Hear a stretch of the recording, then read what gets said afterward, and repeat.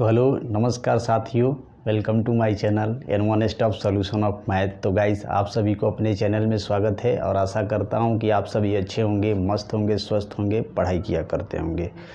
तो गाइस, आज से अपनी क्लासें हो गई है स्टार्ट, है ना। अभी रिज़ल्ट तो आया आपका मार्च में, ठीक है। मार्च में रिज़ल्ट आया, सॉरी अप्रैल में आया है ना।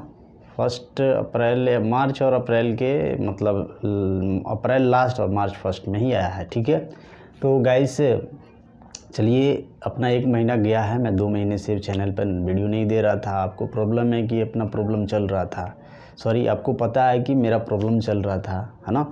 तो आज class 10th math CBSE and Bihar board, है ना, और 12th, है ना। तो आज से क्लास स्टार्ट हो गई है। हम क्लास को ये रियल नंबर, वास्तविक संख्या यानी कि 0 लेवल से मैं स्टार्ट करूंगा फाउंडेशन के तौर पे, और आपको वहां तक पहुंचाऊंगा जहां आपको जाना चाहिए, जहां आपका लक्ष्य है। तो आपने ठाना ही होगा कि हमें क्या करना है, ठान ही लिया होगा। तो दिल में अरमान लिया, मंजिल को अपना मान लिया, है क्या मुश्किल है क्या आसान, ठान लिया तो ठान लिया। ओके, तो चलिए हम ठान लिए हैं और मैं आपको रास्ता दिखाऊंगा। आपको उस रास्ते पे चलना है और 2024 की रणनीति को मैंने तैयार भी कर लिया है कि आपको कैसे दौड़ाना है, ठीक है। दौड़ाना का मतलब समझ रहे हैं, मीन्स आपको कैसे पढ़ना है, ठीक है। तो देखो, चलिए हम स्टार्ट करते हैं वास्तविक संख्या से। इससे पहले भी मैंने 9th में आपको पढ़ाया था कि प्राकृत संख्या क्या है ना, पूर्ण संख्या क्या है ना, परिमेय संख्या क्या है, परिमेय संख्या क्या है, ठीक है। और एक और होता है ना अपना वो पूर्णांक क्या है, इंटीजर। तो ये सब आपको पता होना चाहिए। मैं थोड़ा सा चंद समय लेता हूँ और सबको लिखता हूँ, फटाफट आपको बताता हूँ, ठीक है। मैं सबसे पहले आपको प्राकृत संख्या का बात करूँगा। किसका? प्राकृत, नेचुरल नंबर, प्राकृत संख्या, ठीक है। दूसरा हम बात करेंगे पूर्ण संख्या, पूर्ण संख्या। तीसरा हम बात करेंगे पूर्णांक, इंटीजर, पूर्णांक। चौथा बात करेंगे पूर्णांक के बाद हम बात करेंगे परिमेय संख्या,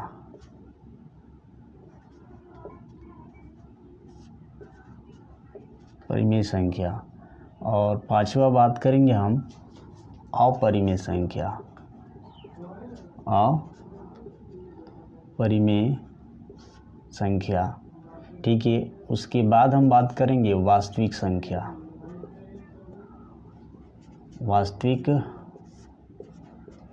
संख्या। इसके बाद हम बात करेंगे अवास्तविक संख्या, ठीक है। 7 नंबर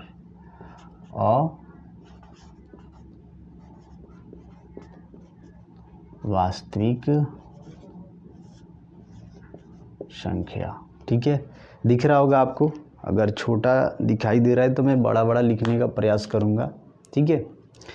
तो इतना बात है। तो मैं इसका परिभाषा नहीं लिखवाऊंगा, मैं परिभाषा आपको यहाँ से लिखवाना शुरू करूँगा, पर यहाँ से, ठीक है। वास्तविक संख्या से रिलेटेड चैप्टर है तो मैं वहीं से आपको बताऊँगा, नहीं तो वीडियो ज़्यादा लंबा बनाने से फ़ायदा क्या है। मैं इसको बोल देता हूँ तुरंत, ठीक है। आप कॉपी पेन लेकर बैठोगे और तुरंत लिखोगे, ठीक है। या आपको प्रॉब्लम हो कि नहीं ये भी चाहिए तो आप कमेंट में जवाब देना, इसका भी वीडियो बन जाएगी, है ना। ये चलिए मैं इसके बारे में बता देता हूँ, एग्जाम्पल भी आपको दे दूँगा, ठीक है। तो हम पहला बात करेंगे किसका? प्राकृत संख्या का, ठीक है। तो प्राकृत संख्या का बात करेंगे तो हम कहेंगे ना कि लगातार गिनती की संख्या को क्या कहते हैं? प्राकृत संख्या, नेचुरल नंबर, ठीक है। लगातार गिनती की संख्या को क्या कहते हैं? प्राकृत संख्या। जैसे 1 2 3 4 5, ठीक है। तो ये हो गया।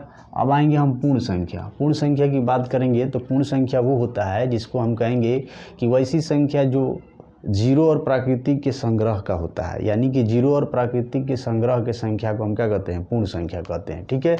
तो पूर्ण संख्या का पहले वाले हो जाएगा, एग्जाम्पल लिख दे रहा हूँ यहाँ मैं, इससे आपको समझ में आ जाना चाहिए।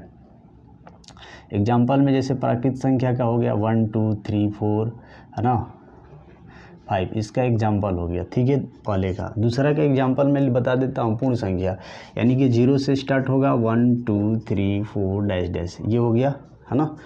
अब तीसरा का हम बात करते हैं पूर्णांक यानी इंटीजर। इंटीजर की अगर बात करें हम तो कहेंगे कि प्राकृत संख्या, यानी यूँ सुनिए समझिए क्या होता है, सभी को मिक्स और उसमें प्लस माइनस। देख लीजिए मैं कैसे बता रहा हूँ आपको, जैसे कि बोलने का स्टाइल कैसा होगा, देखिए ज़माना स्टाइल पे चल रहा है, तो बोलने का तरीका कैसा होगा, है ना। तो हम कहेंगे ना कि प्राकृत संख्या, है ना, जीरो प्राकृत संख्या धनात्मक तथा ऋणात्मक के संग्रह को हम पूर्णांक कहते हैं या इंटीजर कहते हैं, ठीक है। या यूं ही क्या, जैसे इसके लिए एक हम लेते हैं अंडरलाइन लेते हैं ना, ये लोग आपको याद होगा। इसका मैं एग्जांपल दे देता हूँ, ये सबसे अच्छा है समझने के लिए। इधर पॉजिटिव, है ना, और इधर निगेटिव, ये नंबर लाइन, ठीक है। तो इसी को हम लोग क्या कहते हैं, पूर्णांक कहते हैं। हमारे कहने का मतलब जीरो शामिल हो, उसमें प्लस वाले भी संख्या शामिल हो और माइनस वाले भी संख्या शामिल हो, तो इसे हम क्या कहेंगे भाई हमारे, तो इसको पूर्णांक कहेंगे, ठीक है। अब कौन बोतल नहीं जानता है कि हम परिमेय संख्या किसे कहते हैं। जो नहीं जानता है ना 9th में, उसको इतना थूरेंगे मीन्स मतलब कि समझ लीजिए उसको जाकर अब रहने देते हैं, ठीक है। चलिए देखिए इधर परिमेय संख्या। परिमेय संख्या क्या होता है कि वैसी संख्या जो p/q के रूप में हो और q का मान 0 नहीं होना चाहिए, नहीं तो वो इन्फिनिटिव हो जाएगा, ये ध्यान में रहे। वैसी संख्या जो p/q के रूप में हो, है ना, q = 0, उसे हम परिमेय संख्या कहते हैं। इसको मैं लिखवाना चाहता हूँ, ठीक है। मैं यहाँ लिखवा देता हूँ परिमेय संख्या। परिमेय संख्या तो कहेंगे मेरे भाई और मेरे सोना कि वैसी संख्या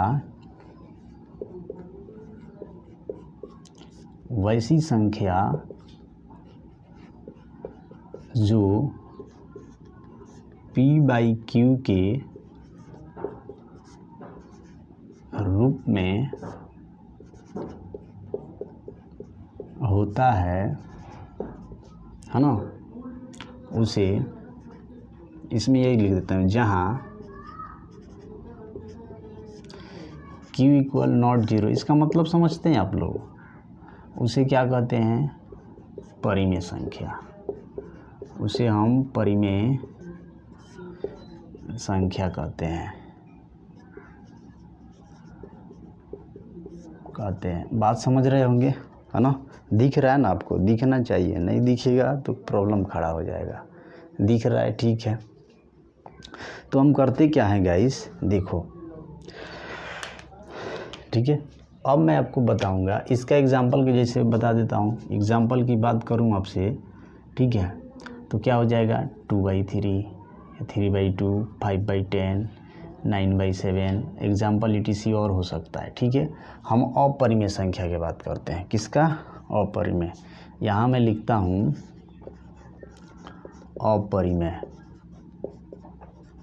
अपरिमेय संख्या, ठीक है। इसको मिटा दूं क्या, चलिए इतना ही मैं लिख देता हूँ।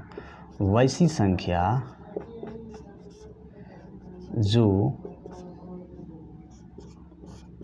p/q के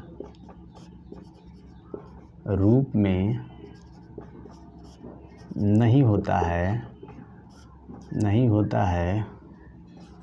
उसे, है ना, उसे जो p/q के रूप में नहीं होता है उसे अवास्तविक संख्या कहते हैं। अपरिमेय संख्या कहते हैं। क्या कहते हैं, अपरिमेय संख्या कहते हैं। अपरिमेय संख्या कहते हैं, ठीक है। जैसे देखिए √2, √3, √5 ETC और हो सकता है एग्जाम्पल में, ठीक है। अब हम वास्तविक संख्या की बात करते हैं। किसका, थोड़ा सा इंक में डाल लूँ क्योंकि ये सब अच्छा नहीं चल रहा है, ठीक है। अब मैं वास्तविक संख्या की बात करता हूँ आपके सामने, ठीक है।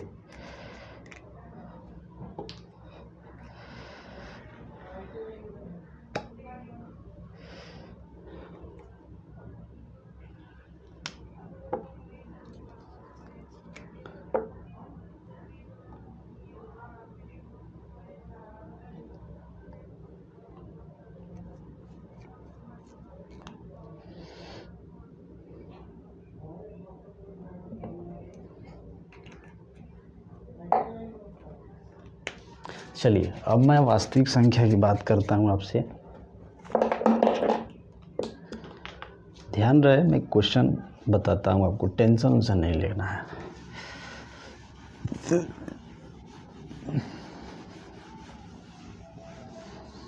अब आपको जानना है हमसे, क्या जानना है, तो वास्तविक संख्या। कौन सी संख्या? तो वास्तविक संख्या। मैं लिखता हूँ यहाँ वास्तविक संख्या। तो कहेंगे ना कि परिमेय संख्या और अपरिमेय संख्या के संग्रह को, यहाँ देखिए, कहेंगे वैसी संख्या, चाहे कहते हैं परिमेय संख्या डायरेक्ट, और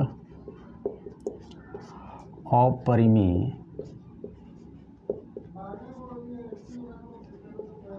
संख्या के संग्रह को, संख्या के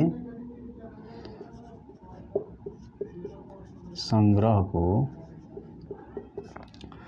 वास्तविक संख्या कहते हैं। वास्तविक संख्या कहते हैं। ठीक है गाइस, तो जैसे इसमें एग्जाम्पल की मैं बात करूं तो क्या क्या हो जाएगा, जैसे 2/3, 5/9, √7, √8, √3/2, ये परिमेय संख्या नहीं है, ये मतलब वास्तविक संख्या। ठीक है, तो दिख रहा है ना आपको, अच्छे से दिखना चाहिए, सब कुछ दिखना चाहिए। हाँ, दिख भी रहा है। चलिए आगे बढ़ते हैं।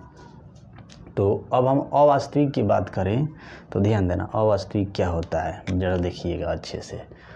अवास्तविक संख्या, अवास्तविक संख्या, ध्यान देना, रेड से ही लिखता हूँ, ये सही नहीं लिखा रहा है, ऐसा क्यों? देखिए, अवास्तविक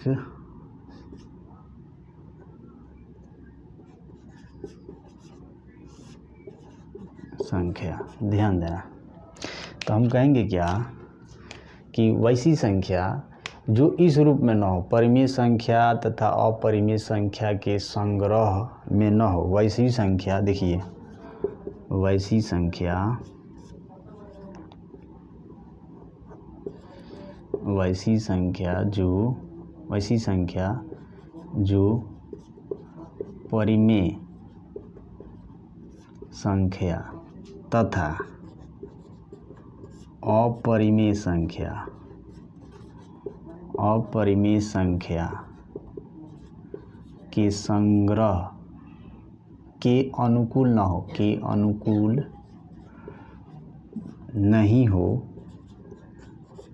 नहीं हो तो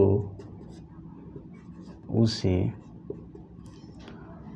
अवास्तविक संख्या कहते हैं। अवास्तविक संख्या कहते हैं। ठीक है गाइस, एग्जाम्पल की बात करोगे तो आप अशांत अनावर्ती जानते हैं ना, अशांत अनावर्ती, शांत अनावर्ती, है ना। जैसे कि देख लीजिए एग्जाम्पल में देखा होगा आप लोगों ने कि 2.666 बहुत से सीख थी, ये जैसे होता है कि 6.6666 और कुछ पर रेकरिंग लगा देता है, ऐसे इसी को लिख देगा ये, जैसे कि 6.6 रेकरिंग, इसको 2.6 रेकरिंग, या एग्जांपल में और हो जाएगा आपको कि 3.66 और इस पर रेकरिंग। ठीक है, तो इसको अवास्तविक कहते हैं हम। ठीक है, इसको अवास्तविक कहते हैं। चलिए अब हम करेंगे चैप्टर को स्टार्ट। ये जो ढांचा था, जो ये बात थी, ये जानना आपको ज़रूरी था। अगर आपको परिमेय संख्या पता ना रहे, वास्तविक संख्या पता ना रहे, कोई बोतल तुम्हारे साथ बोतलई कर दे तो प्रॉब्लम हो जाएगा ना। हमें पता होना चाहिए कि वास्तविक संख्या क्या है, अवास्तविक संख्या क्या है। ठीक है, ये सब कुछ हमें पता होना चाहिए। थोड़ा सा जल लेते हैं।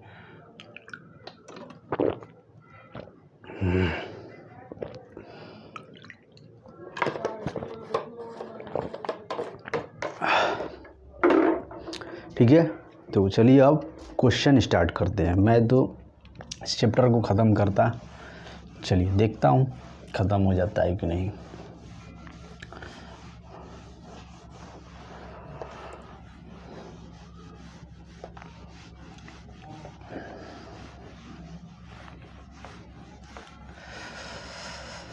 तो तेरी याद ना आए वो तन्हाई किस काम की, बिगड़े रिश्ते ना बना दे वो खुदाई किस काम की। बेशक हमें जाना है हमें मंजिल तक, जिसमें अपने ना दिखाई दे वो ऊंचाई किस काम की। एक रणनीति के तौर पे मैं बोलूँगा कि मैं उस देश का नागरिक हूँ, मैं उस देश का नागरिक हूँ जहाँ, चलिए क्वेश्चन को देखते हैं। बोलता हूँ क्वेश्चन अब फर्स्ट है। क्वेश्चन है कि निम्नलिखित संख्याओं का HCF ज्ञात करने के लिए, है ना, यूक्लिड विभाजन एल्गोरिथम का प्रयोग करें। और मेरा बात तो मैं इंग्लिश में भी लिखूंगा, बट अभी आज रहने देते हैं, सब टाइप करके लाना पड़ेगा ना मुझे, तो आज ऐसे सुन लीजिए, बस बुक सामने है। तो बोला है कि कुछ संख्या है उनका हमें यूक्लिड विभाजन एल्गोरिथम का प्रयोग करके हमें निकाल देना है। तो अपना एक्सरसाइज है, ध्यान देना, एक्सरसाइज 1.1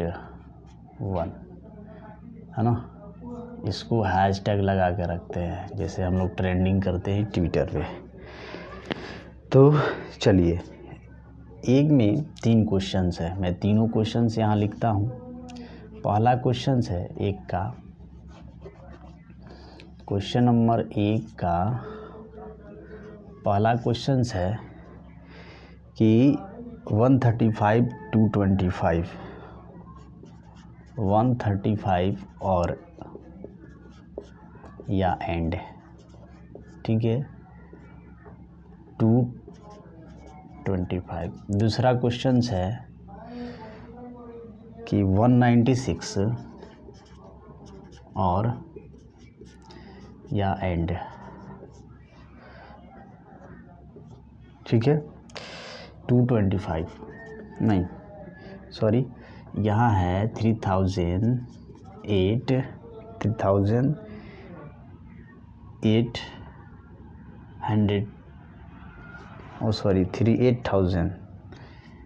38,220। और तीसरा क्वेश्चन है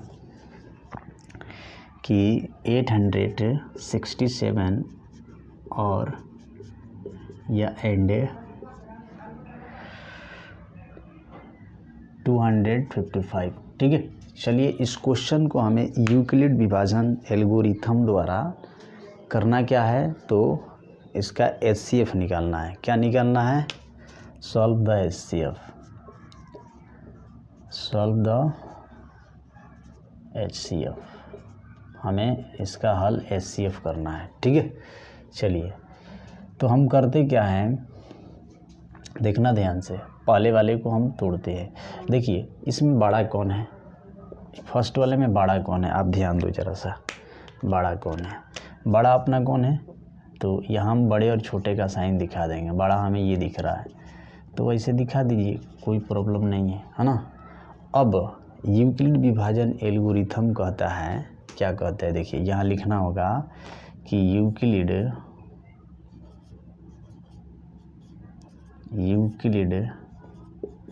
विभाजन प्रमेयिका से, देखिए इसका एक सूत्र होता है A बराबर BQ प्लस R, है ना, जहाँ 0 से बड़ा और बराबर R और R से 0 से बड़ा और बराबर R, बड़ा और बराबर R और R से बड़ा B। ये बात आप याद रखेंगे, ठीक है। 0 से बड़ा और बराबर R, थोड़ा सा कंफर्म हो जाते हैं कि ये बात सही है ना, तो सीखा 0 से बड़ा और बराबर R और R से बड़ा B, राइट नाउ, ठीक है। तो हम करते क्या है, देखिएगा, अब यहाँ ध्यान दो, हम लोगों ने बचपन से ही सीखा है, क्या सीखा है, बच्चों की तरह, कि ये सीखा है हम लोगों ने कि जो बड़ा होता है उसको अंदर लेते हैं और जो छोटा होता है उसको बाहर लेते हैं ना। ऐसा HCF निकाला है कभी आपने? निकाले हैं। तो इसको कितने बार में हम भाग कर दें? तो एक बार में। तो 135 लिख दो और यहाँ 0 लिख दो और यहाँ 90 लिख दो, एक कट कर दो, यानी कि ये हो गया। इसमें अपना ये A है, इसमें ये B है, इसमें ये Q है, इसमें ये R है। हमें इसको सजाना है इस फार्मूले पर। तो देखिए A है ना, A कितना है? 2 है, 225। B है, B इसमें कितना है? 135 है ना, इनटू कुछ नहीं तो यहाँ देखो Q है, Q कितना आया? 1 आया, 1 लिख दो, प्लस R कितना अपने पास है? 90 है। अभी अपना बात बना नहीं है, अरे नहीं ना बना है, फिर आगे बढ़ेंगे। तो आगे बढ़ने के लिए हम क्या करते थे? फिर 135 को लेंगे, तो यहाँ 90, तो फिर ये 45 हो गया, फिर इसको लेंगे तो ये हो गया 90 है ना। तो ये 2 बार में चला जाएगा। अरे गया कि नहीं? तो जो लास्ट में कटता था वही ना अपना आंसर होगा। तो देखिए इसको सजाएंगे कैसे। अब यहाँ ये A हो गया, यहाँ B हो गया, यहाँ Q और यहाँ ये R, फिर यहाँ ये A हो गया, यहाँ ये B हो गया, यहाँ ये Q हो गया, यहाँ ये R, ऐसे हमें सजा देना है। तो अब देखिए सेकेंड स्टेप में आएंगे तो 135 लेंगे, यहाँ लिखते हैं हम 135 बराबर 135 है ना, और 90 प्लस का यहाँ 45, ठीक है। सॉरी शेषफल क्या आया है? 45 आया है। तो 135 में हम किससे 90 गुणे 1, यहाँ हम लिखेंगे 90 गुणे 1 प्लस का 45, फिर यहाँ हम लिखेंगे हम 90 और यहाँ लिख लेंगे 45 इंटू 2 प्लस 0, ठीक है। जहाँ इसमें 0 दिखा वहाँ अपना आंसर हो जाएगा, वहाँ अपना आपको पता है ना कि इसका HCF कितना होगा? 45, और यहाँ जहाँ हमें लास्ट में 0 मिल गया उसका फर्स्ट वाला आंसर, तो हम कहेंगे कि HCF बराबर 45। कोई दिक्कत नहीं होना चाहिए, बोलो किसी को कोई प्रॉब्लम होना ही नहीं चाहिए, है ना। आगे देखते हैं। अब हम सेकेंड वाले को करते हैं, देखिए कैसे।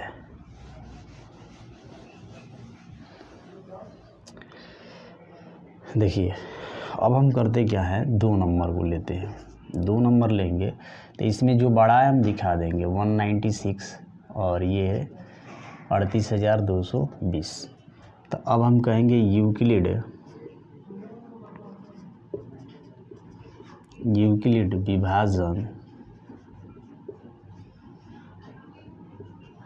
विभाजन प्रमेयिका से, ठीक है।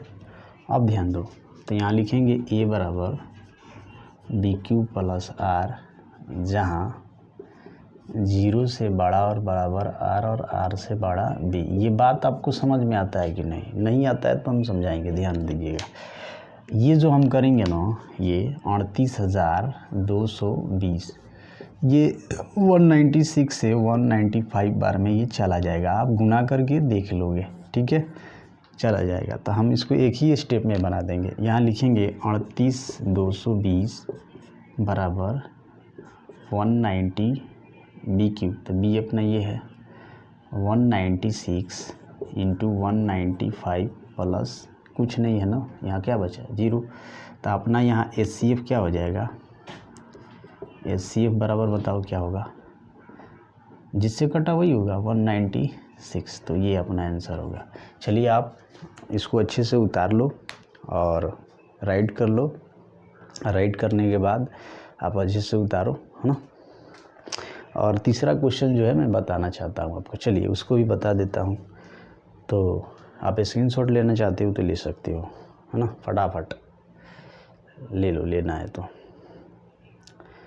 ठीक है। क्लास 1 घंटा का डेली मिलेगा आपको। 1 घंटे की क्लास में करूँगा, 1 घंटा से ज़्यादा क्लास नहीं, है ना। 1 घंटा रहेगा, आपको भी अच्छा है। अब देखिए करना क्या है हमें, चलिए तीसरे को बताता हूँ मैं। लाइव क्लास भी स्टार्ट होगी, मैं बताऊँगा, थोड़ा सा मुझे सेटल हो जाने दो, इधर नेट का प्रॉब्लम है ना। तीसरा नंबर देखते हैं, वो भी हो जाएगा, आपकी व्यवस्था मैं कर दूँगा। तीसरा देख लो, ये जो बड़ा है पहले उसको दिखा दो, बड़ा कौन है, यही बड़ा है अपना, तो इसको इधर घुमा दो, जो बड़ा है उसको हम मानते हैं ना भाई आप बड़े हो। अब देखिए हम फिर यहाँ कहेंगे कि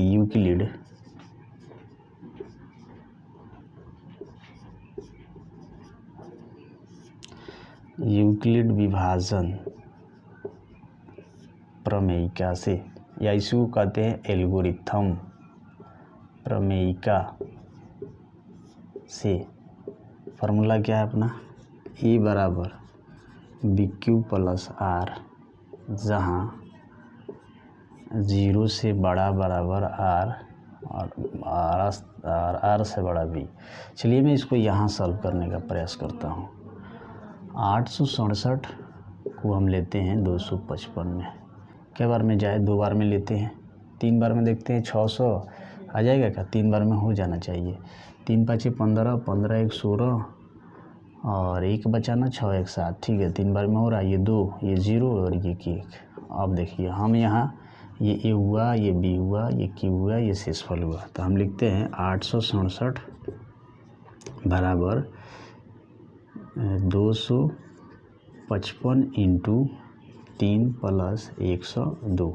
फिर दूसरा स्टेप में हम 255 लेते हैं, क्या लेंगे, तो ये 2 बार में जाएगा, तो ये हो जाएगा कितना 204, है ना, आएगा कितना 51। तो फिर अपना यहाँ हो जाएगा 255, अब यहाँ लिखेंगे 102 गुणे 200 प्लस, देखो कैसे लिख रहा हूँ मैं, ये देखो ये अंदर वाला 255, उसके बाद ये B है, ये 102 और गुणे 2 और प्लस क्या 51। अब फिर देखो यहाँ बच्चों वाला सब खेल है यहाँ, तो ये 2 बार में गया ना 102 का, ये 0 हो गया। इसका मतलब है अब लिखेंगे यहाँ 102 51 गुणे 2 प्लस 0, यानी कि 0 आया ना, यहाँ लास्ट में जिससे कटा वो HCF होता है, और यहाँ देखिए यहाँ 0 आया, यानी कि HCF अपना क्या होगा, ये HCF बराबर 51 आंसर। बोलो किसी को दिक्कत नहीं होना चाहिए, प्रॉब्लम भी नहीं होना चाहिए और दिक्कत भी नहीं होना चाहिए, बोलो गाइस। चलिए अब हम आगे करते हैं क्वेश्चंस, है ना, दिक्कत तो नहीं हो रहा होगा ना, प्रॉब्लम हो रहा होगा। अभी तो 30 मिनट क्लास हुआ है, अभी चैप्टर को ख़त्म कर देते हैं, एक चैप्टर में एक ख़त्म। अभी अपने पास 4-5 क्वेश्चंस हैं, मैं उसको बताता हूँ। चलो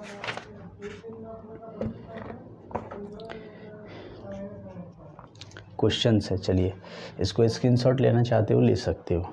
चलो आगे बढ़ते हैं।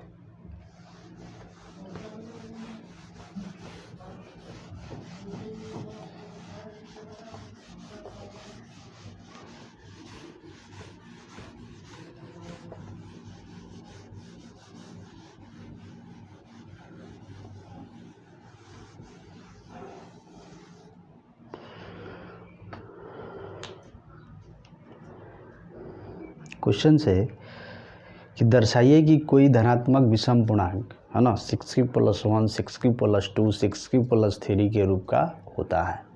क्वेश्चन याद है, ऐसा कोई बात नहीं है, ठीक है। चलिए 2 नंबर क्वेश्चन है, 6 + 1 6 + 3 और 6 + 5 के रूप का होता है। क्वेश्चन है, लिख दूं क्या, चलो क्वेश्चन भी लिखता हूँ मैं। क्या क्वेश्चन लिखूँ, पढ़ के समझा देता हूँ, या मैं आपको इस डिस्प्ले पे शो करा दूंगा क्वेश्चन को, ठीक है। क्वेश्चन है कि दर्शाइए कि कोई विषम धनात्मक पूर्णांक 6 + 1 6 + 5, है ना, 6 + 2 के रूप का, 6 + 1 6 + 3 और 6 + 5 के रूप का होता है। तो हम कहते हैं कि माना कि, लिख ही देता हूँ नहीं तो आपको प्रॉब्लम होगा। दर्शाइए कि कोई विषम धनात्मक पूर्णांक, कोई भी धनात्मक विषम पूर्णांक, कोई भी धनात्मक विषम पूर्णांक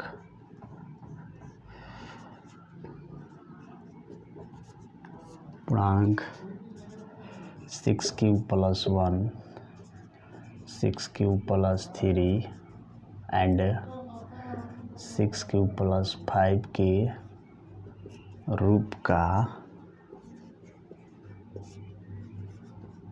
होता है।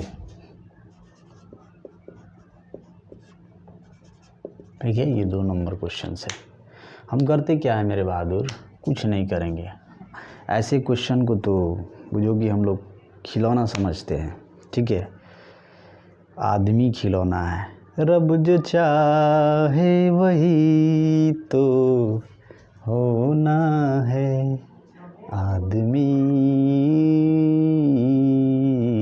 खिलौना है, आदमी खिलौना है। चलो क्वेश्चन को देखते हैं। कहेंगे कि माना कि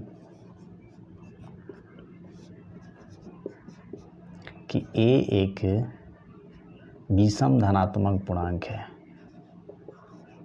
विषम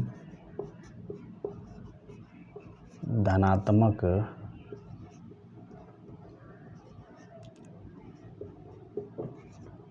पूर्णांक है।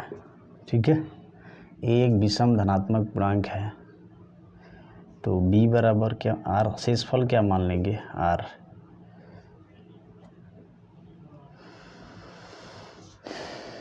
तो शेषफल क्या क्या हो सकता है, 0 1 2 3 4 5। मेरे बोतल लोग अच्छे से समझो, ये अगर b है ना, यहाँ देखो, मैं यहाँ अगर 7 दे दिया तो इससे भाग दिया तो इसका शेषफल क्या आ सकता है, 1 आ सकता है, आएगा ना, 2 आएगा, 3 आएगा, कोई स्थिति आएगी तो आ सकता है। अब देखिए, तो इतना शेषफल आ सकता है ना। क्यू को हम क्यू ही कहेंगे ना कि, या बी बराबर हम क्यू मान लेते हैं। यहाँ बी बराबर क्या कह देते हैं, क्यू, जिससे आपको अच्छा से समझ में आए, क्योंकि मैं उस फार्मूले का यूज करूँगा। अब देखिए, अब हम कहेंगे, क्या कहेंगे, ध्यान से देखना है आपको। अब बनाएंगे हम संख्या, क्या बनाएंगे, संख्याएं, ध्यान दीजिएगा। तो कहेंगे यूक्लिड, यहाँ लिखता हूँ, यूक्लिड विभाजन प्रमेयिका से, ध्यान देना।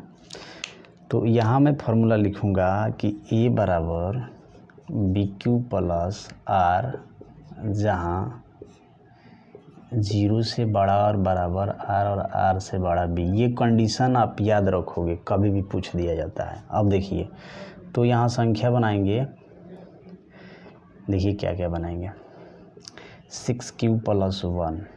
ठीक है, ये पहली संख्या बना। फिर दूसरी संख्या बन जाएगा 6 प्लस 2।